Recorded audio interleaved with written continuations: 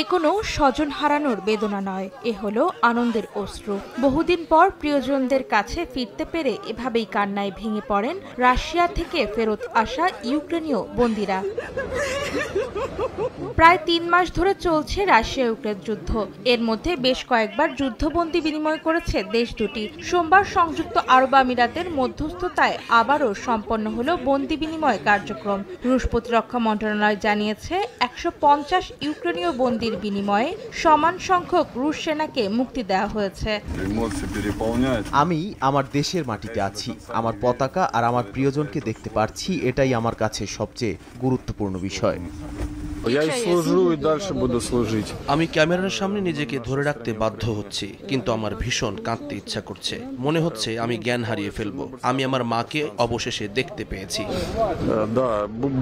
ইউক্রেনের উত্তরাঞ্চলের একটি হাসপাতালে প্রিয়জনদের ফিরে পেতে অপেক্ষায় ছিলেন স্বজনেরা।